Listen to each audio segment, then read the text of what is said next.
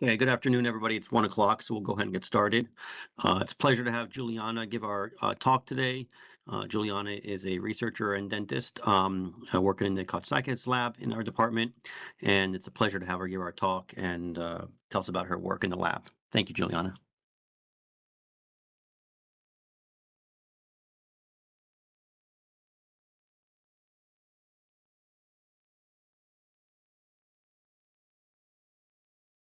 Juliana, we can't hear you. I don't know if you're saying anything. Let me see.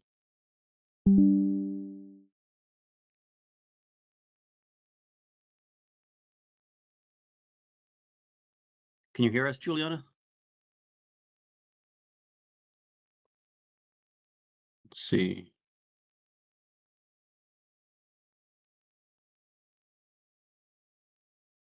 Little stage time in my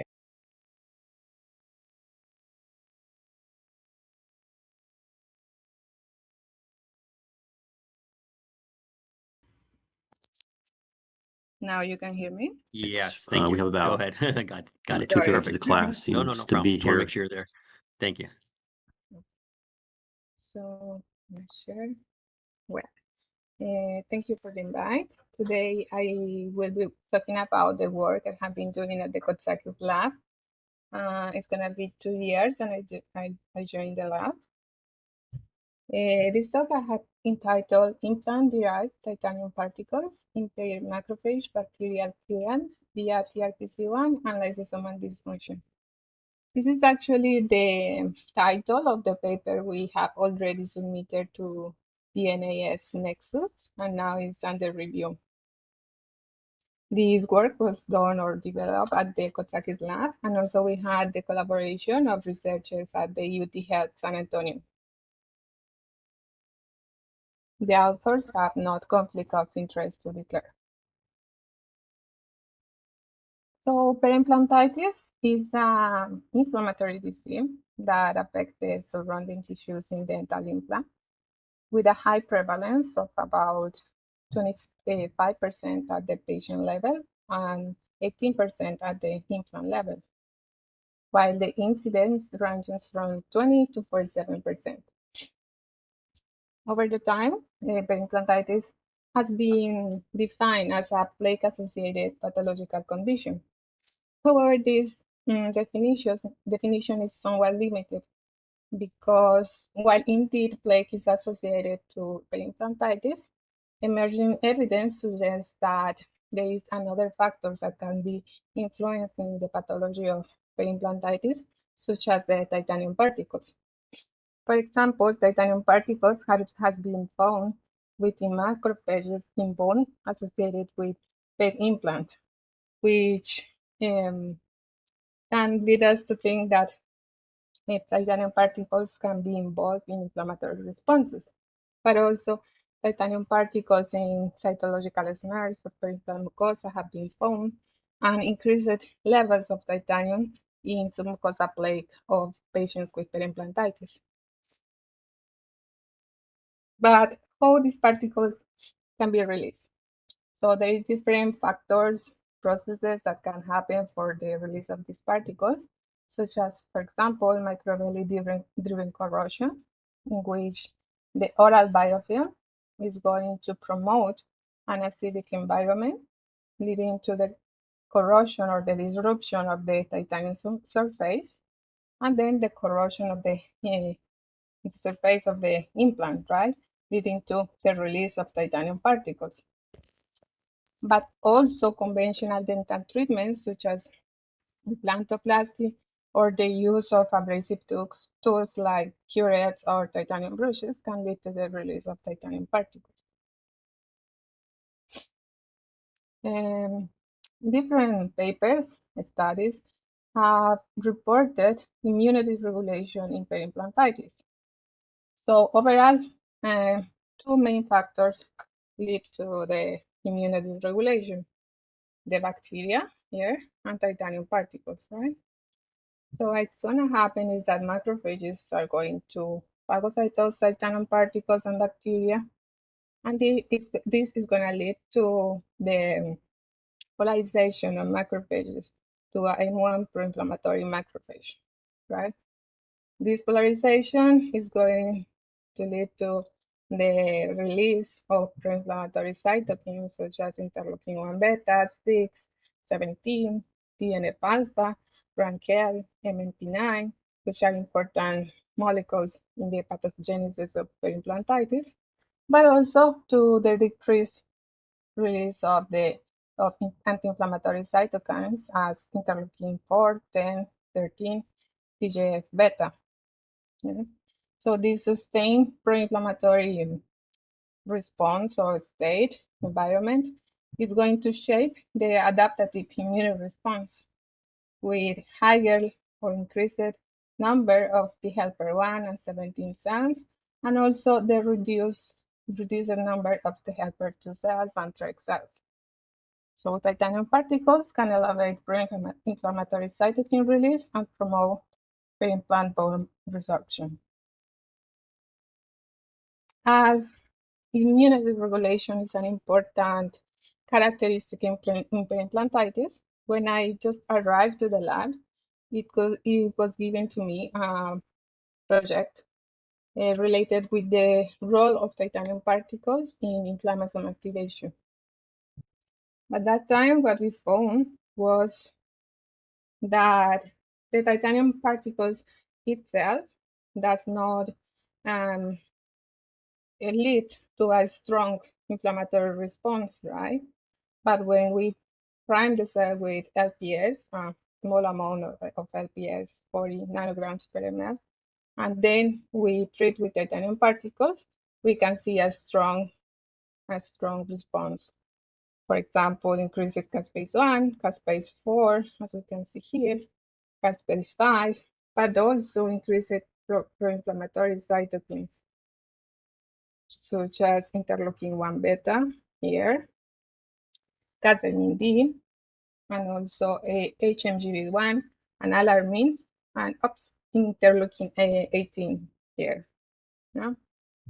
In this panel here, we can see the cathepsin D pore, which is formed in the cell THP1 macrophages after the stimulation with LPS and titanium particles. Oops. Okay. So at this time, we knew that titanium particles are able to lead a strong inflammatory response. But what happens during titanium particles phagocytosis and also is the primary macrophage function, the bacterial clearance, preserved? So the first result that we put in the paper is this. This is the comparison between the titanium particles we produce in the lab, which are produced by sonication of titanium implants, and also the particles that we can find actually in peri-implant tissues. So these are THP1 macrophages, include the nuclei, and in green, the cytoskeleton. And the dark dots are the particles. And after doing SAM of the particles, we found a circle equivalent diameter of 1.5 and circularity of 0.8. Right? These measurements were done with the Phantom particle metric software. On the other hand, for example, here you can see exfoliative cytology, so epithelial cells with the titanium particles inside, and here a human peri-implant mucosa tissue, pointing here the titanium particle. So the results here were very similar to the particles we use in the lab, with a circle equivalent diameter of 1.8 and circularity of 0.8. So this means that the particles we use at the lab are clinically relevant. Later, okay, we wanted to see if actually the particles are phagocytosed by the cell. This was the first experiment we did, the cell granularity. So this cell granularity was measured by the side scattering intensity, and we found an increased side scattering intensity in the groups with titanium particles. Yeah, meaning that the titanium particles were actually internalized. Later, we wanted to know if the after the phagocytosis of the particle, the cell is able to phagocytose bacteria. So the design of the experiment was this: adding titanium particles waiting 24 hours, and after that 24 hours of titanium particle ingestion, then we added heat-killed bacteria and wait for 2 hours for the phagocytosis of this bacteria. And then we stay with phalloidine, and the reading was done with flow cytometry. Yeah? What we found, and why phalloidine or actin polymerization? Because actin polymerization is an important step of phagocytosis. So what we found was that the groups with titanium particles had a decreased mean fluorescent intensity of F-actin. Yeah. And also in the contour plots, you can see a reduced amount of cells in the titanium particle group with 8.34 and 7.21. Yeah. So that leads us to think that there was cytoskeleton exhaustion. Yeah. So THP1 macrophages stimulated with ITIPs or LPS ITIPs lose their ability to polymerize actin effectively when challenged with bacteria. Okay, but later we wanted to know how these particles are sensed and phagocytosed. For that, we were interested in studying MARCO. Yeah. MARCO is an scavenger receptor that has been linked with the phagocytosis of bacteria and particulate matter by inducing the actin polymerization, yes, to facilitate the phagocytosis process. But also, MARCO have been linked to toll-like receptors. Toll-like receptors that are going to lead to the release of pro-inflammatory cytokines and an immune response, basically. So what we found was that in an earlier time point, after 2 hours of titanium particles ingestion, we found an increased expression of MARCO in the group with LPS titanium particles, and also increased expression of toll-like receptor. And after 24 hours, what we found was a peak in the titanium particle group for MARCO. And here what we can see is tolerance, LPS tolerance, down regulation of toll-like receptor 4. So exposure to titanium particles causes a biphasic shift in scavenger receptors MARCO and toll-like receptor 4, moving from an earlier synergistic inflammatory response to a later state of immune destruction and failure. Okay, we also did some phagocytosis assays, and instead of adding ill-killed bacteria, we added E. coli bioparticles, green E. coli bioparticles, and also FITC-labeled heat-killed bacteria, oral heat-killed bacteria. So in this experiment, what we found is the same, that titanium particles group and LPS titanium particle group presented a reduced number of phagocytic cells here and here. Yeah, and the same happened with the experiment with the FITC-labeled heat-killed bacteria, decreased number of phagocytic cells in the titanium particles group. Okay. After that, well, until here we know that phagocytosis is impaired, but we wanted to know if actually, or if the latest stages of phagocytosis are gonna be impaired.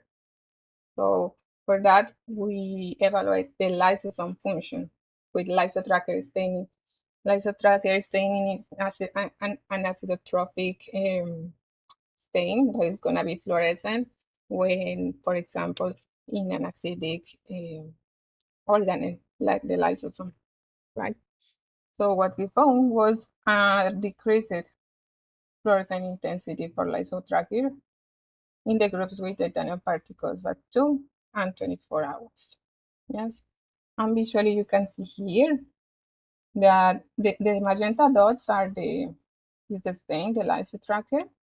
So in these groups with titanium particles, you can see a decrease in these magenta dots, meaning that the lysosome was impaired, the function of the lysosome was impaired, the lysosome was alkaline.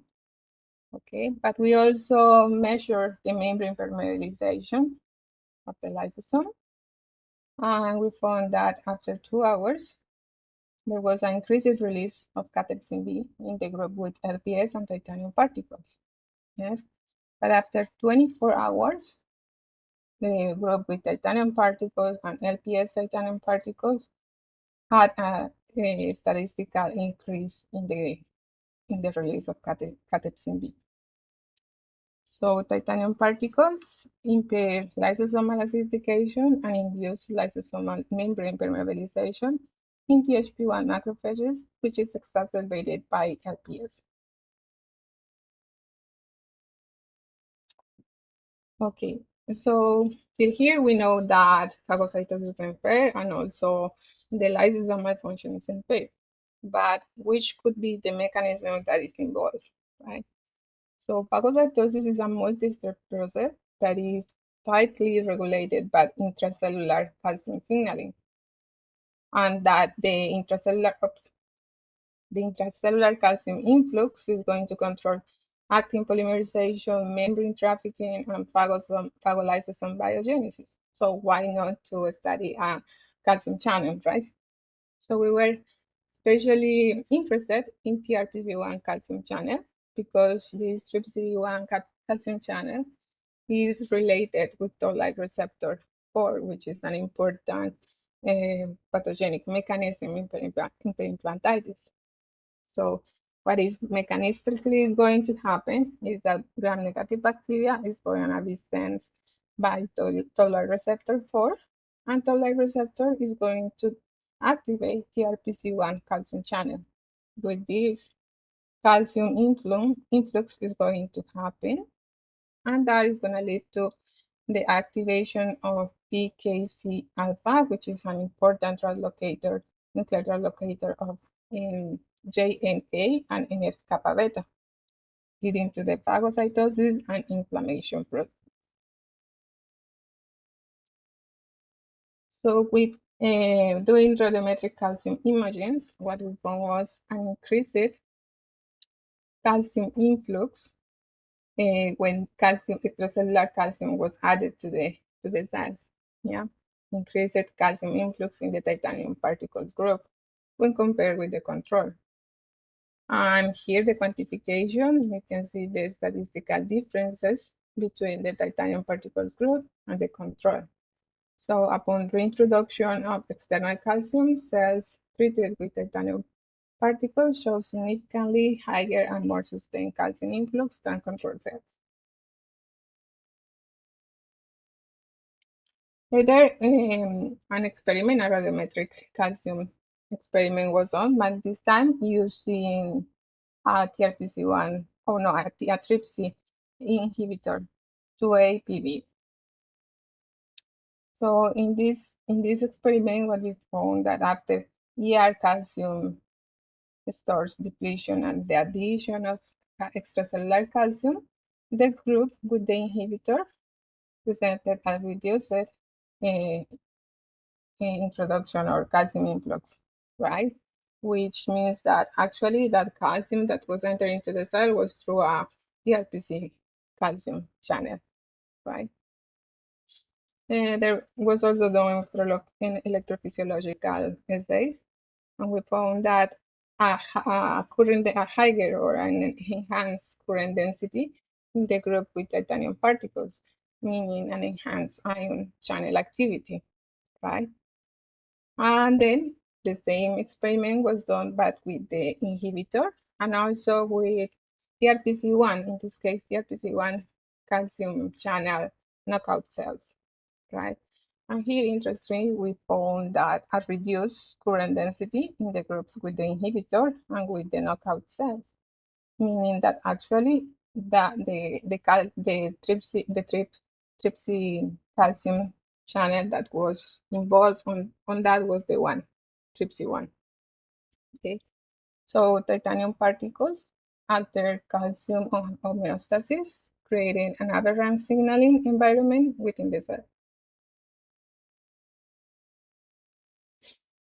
Moving to the mutant abscess model.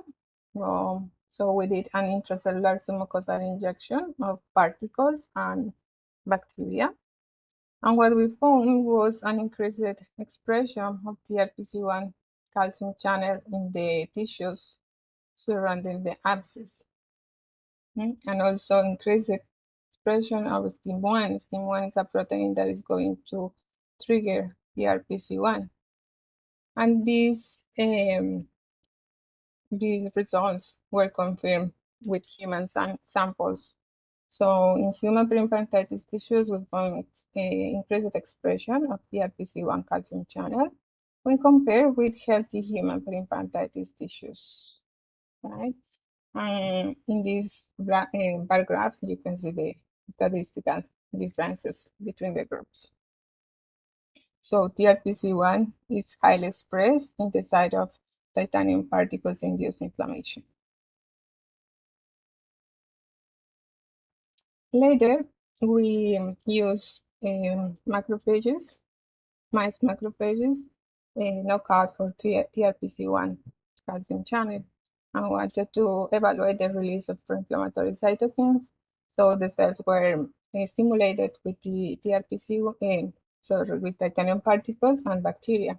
And what we found was a decrease in the release of pro-inflammatory cytokines, such as interleukin-1 beta, interleukin-6, and TNF-alpha. And also the area of the abscess was reduced in the mice with the knockout TRPC1 calcium channel. So TRPC1 is critical for the development of inflammation and abscess formation in the presence of titanium particles.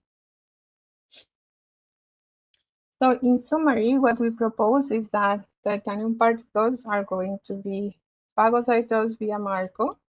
This phagocytosis is going to trigger the TRPC1 calcium channel activation with a dysregulated sustained calcium influx, leading to lysosomal dysfunction with loss of acidification, lysosomal membrane permeabilization, and with this impaired phagocytosis, increased inflammatory response and cytokine release, and at the end, a failure of bacterial clearance and persistent inflammation.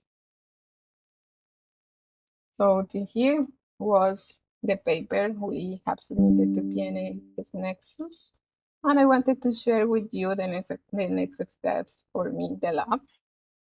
So we are going to be we are working now in the development of microphysiological environments using cell spheroids to study perimplantitis in vitro. Cell spheroids are aggregate of cells. You can find also them as microtissues.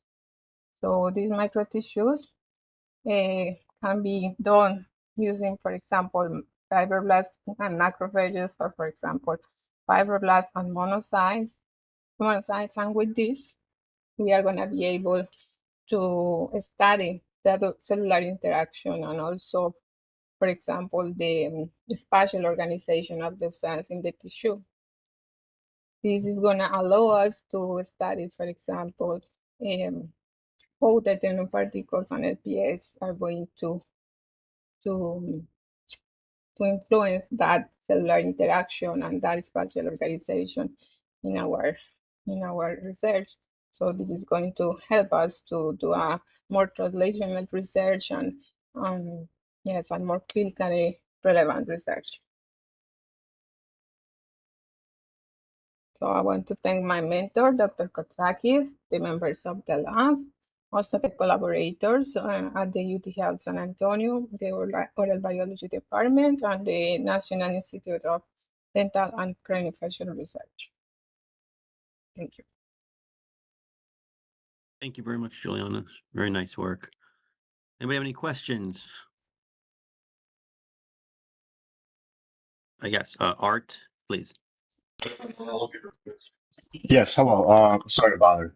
I just have a relatively quick question. Do you think that the passages that you have established in the research, you think sort of like for the future, you can sort of backtrack and create a sort of marker that would predict the titanium particles leading to the macrophages disability essentially? Like, can you predict that implant will sort of fail in the future before placing the implant? Can you predict what? Sorry. Can you predict or can you sample the tissue of a patient in order to depict whether they're going to be titanium particle sensitive in order to prevent like implant failing in the future? That's a nice question. But actually, uh, if TRPC1 calcium channel is highly expressed, it's because the disease already happening, right?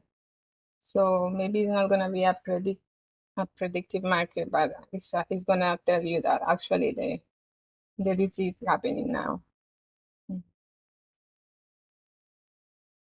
Okay, thank you.